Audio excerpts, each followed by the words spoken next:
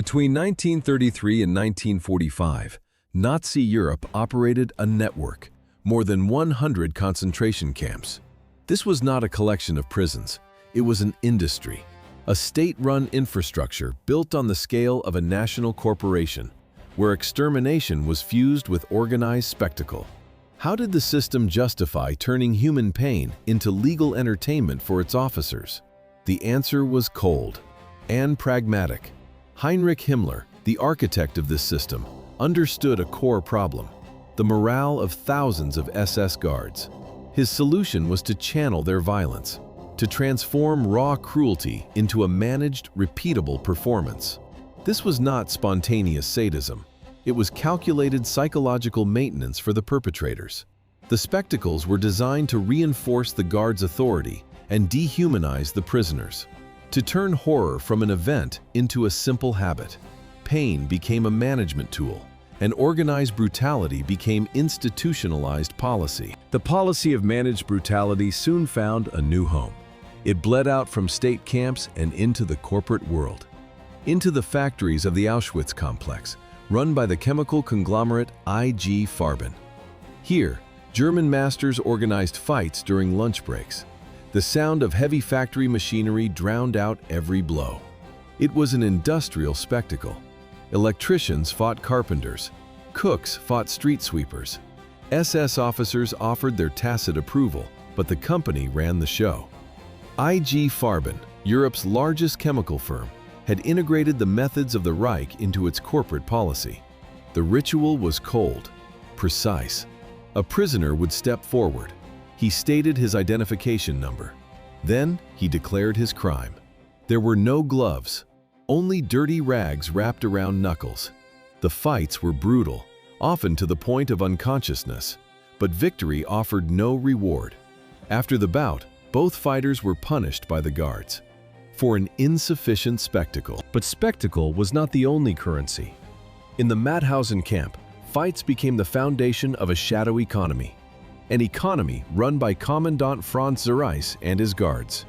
Its main asset was a Spanish Republican named Segundo Esparza, known as Paulino. Unlike others, he was robust, resilient. Why would guards bet valuable alcohol on a depleted prisoner? Because Paulino never lost. The camp yard was his arena. The guards were his audience. Packs of cigarettes and coupons for alcohol changed hands against the backdrop of the ring. The stakes were high. Rations, privileges, even something as simple as a visiting permit. Human survival became a commodity for the SS. For Paulino, winning only meant fighting again. Resting meant death. Once, a leg infection left him crippled. He was forced into the ring anyway. He dragged himself through the fight.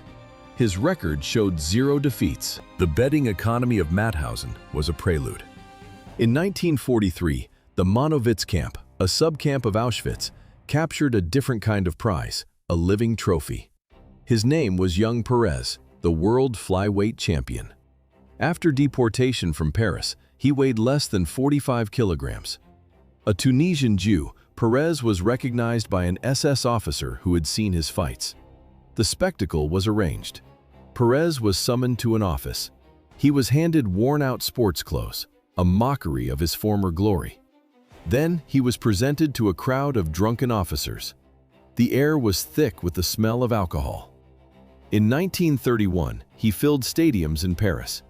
Here, his fame was just another propaganda tool for the Reich.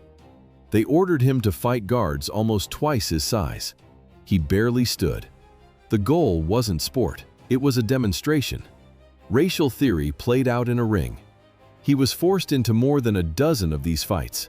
Survival depended on the performance. Days later, during an evacuation march, an officer ordered him to stop. Perez was shot. His body was left in the snow. For some, the ring was a stage for ideological humiliation. In Auschwitz, it became an administrative tool, a bureaucratic process for selection. What determined if an exhausted prisoner went straight to the gas chamber? Sometimes it was the outcome of a boxing match. Victory meant another week of life. Defeat was a death sentence. Tadeusz Teddy Pietrzykowski, prisoner number 77. He arrived on the first transport to Auschwitz in 1940. The SS noticed his boxer's physique. They forced him to fight. His first match, Teddy, starved and weak, stood in a makeshift ring. His opponent, a German capo. 200 prisoners watched in silence, waiting for the officer's decision. There was no referee. There were no rules. The fight lasted as long as the commanding officer willed it. His decision was final. The sharp sound of his voice was the only bell that mattered. Teddy won. So they used him again and again. 60 fights in 2 years, an intensity that would shatter any professional in peacetime. He became an attraction, a system of entertainment built on the foundation of extermination. Physical violence in the ring was just one layer of camp sadism. Psychological terror was ensured through the perversion of art, where death marches were accompanied by classical symphonic music. But the perversion of art had another function: diplomatic camouflage. The promise: Theresienstadt, a model city for Jewish intellectuals. The reality: a transit hub for the gas chambers of Auschwitz. How do you hide an industry of mass destruction from international inspectors?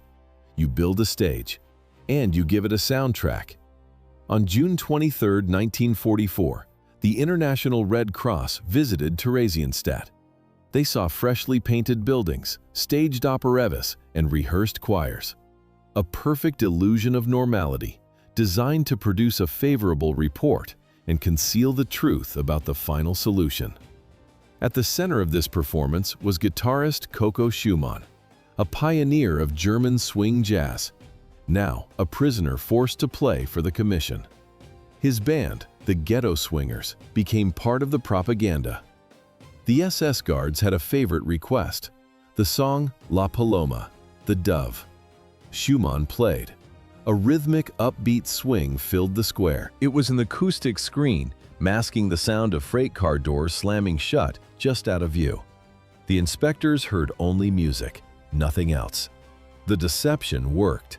The report from the Red Cross cleared Berlin, and the transports to Auschwitz continued uninterrupted. When the inspectors' motorcade disappeared over the hill, the music stopped. The performers and their audience were immediately herded into the next transport east. The transports from Theresienstadt did not lead to freedom. They led to places like Birkenau. Here, another form of cultural machinery was assembled. A virtuoso violinist arrived. Deported from France, her name was Alma Rose, daughter of the Vienna Philharmonic's concertmaster, niece of Gustav Mahler. She was European musical royalty.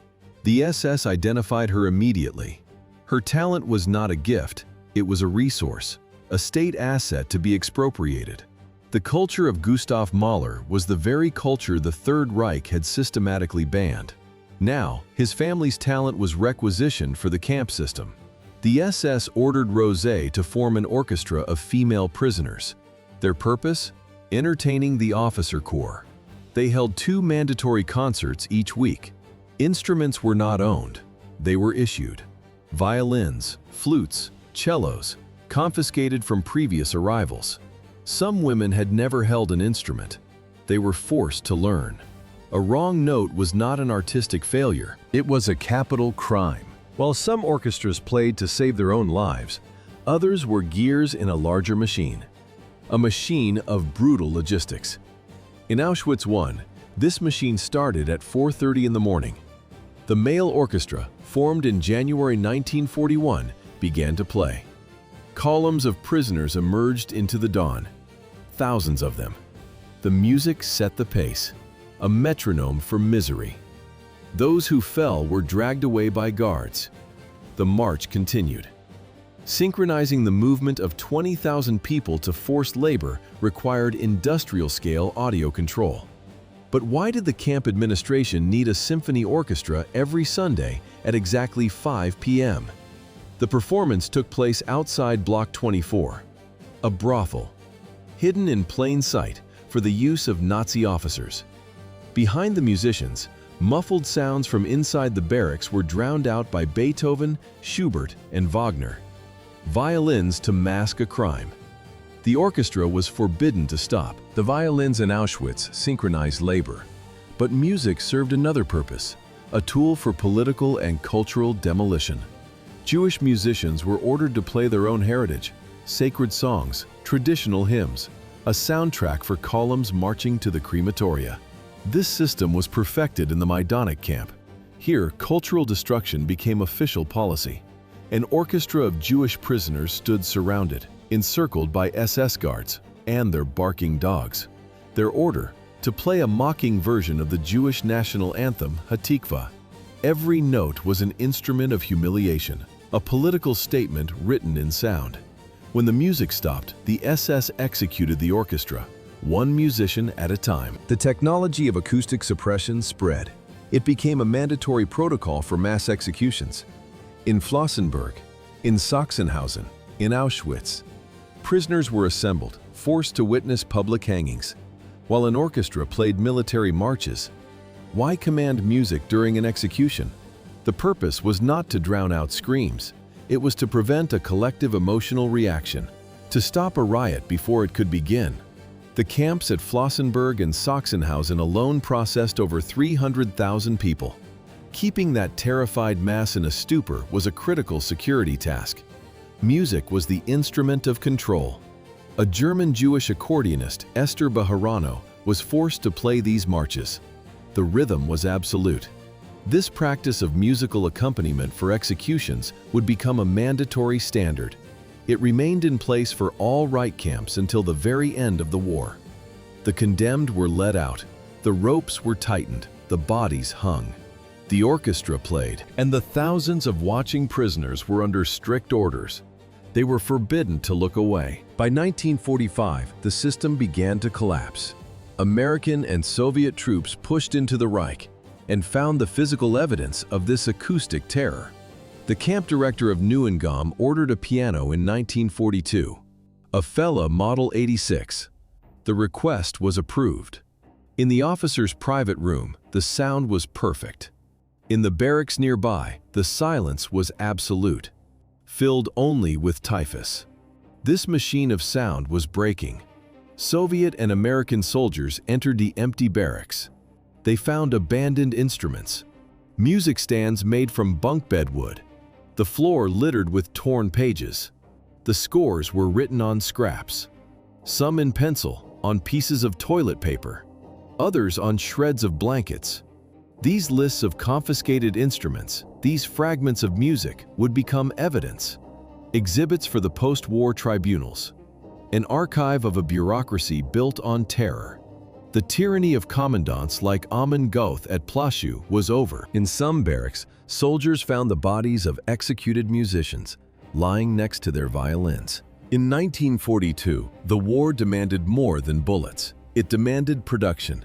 Heinrich Himmler found a new tool of state logistics. He personally approved a program to create brothels inside 10 concentration camps, turning institutionalized rape into a regulated state instrument. The system was not about pleasure, it was mechanics. Why did the SS leadership need brothels inside death camps? The answer lay in total control. At camps like Mauthausen, the incentive was tied directly to factory output. A prisoner exceeded his quota, a guard checked the work, a token was issued. These tokens, for a 20-minute visit, were granted exclusively for overfulfilling production norms in the workshops. It was a free and completely controlled stimulus for the Reich's war machine. The process was timed. In a locked block, a guard held a stopwatch. The loud click started the count. Exactly 20 minutes, not a second more. In the Gusen subcamp, the logistics were even stricter. Each woman was officially required to service 10 men, every single shift. In SS documents, they were not people. They were special resources. This system of 10 facilities, including the one at Auschwitz, was a matter of logistics, a matter of paperwork. An SS officer was assigned to each location. His job was pure administration. He checked entry cards. He filed user complaints. He coordinated shifts. He managed a process. The women were logistical assets, cataloged in cold, typewritten reports. Columns for infractions, columns for performance.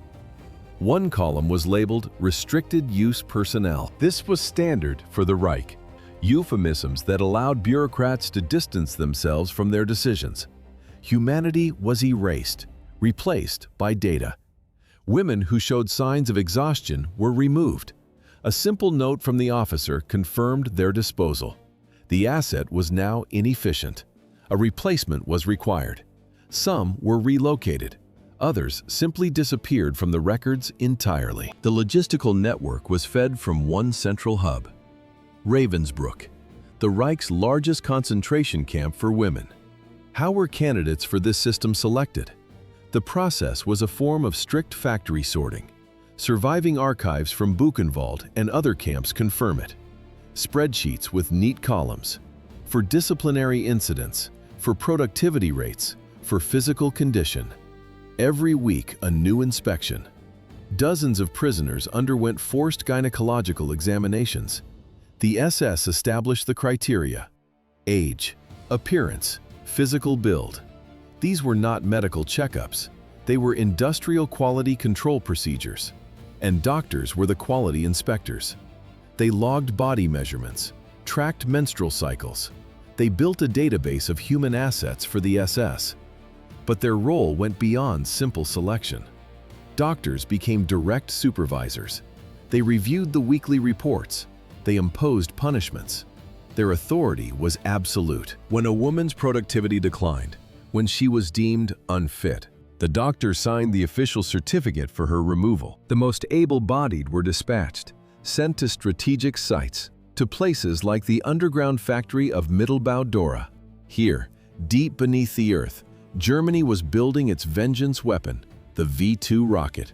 But the human body had a cycle, a biological rhythm. The Reich saw this not as life, but as a flaw in the machine. For women selected for the brothel, a new protocol was introduced. Glass ampules, unmarked, filled with unknown hormonal compounds. This was chemical sterilization.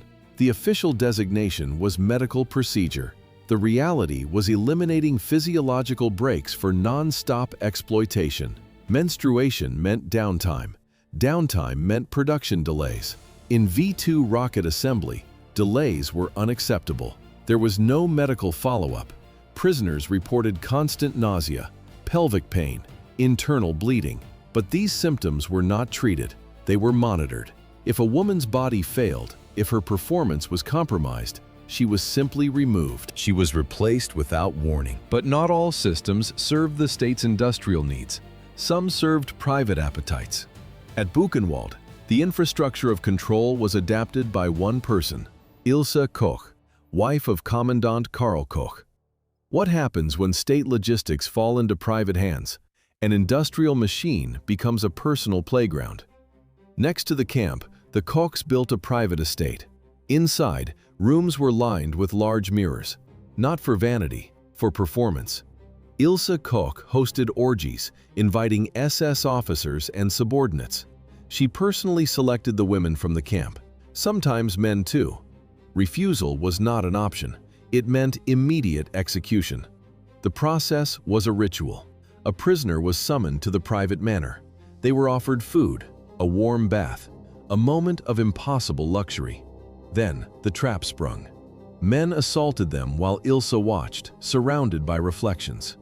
Punishment followed. Specially trained dogs, whips, electric current. Her power was absolute. But this was not just chaos. It was documented.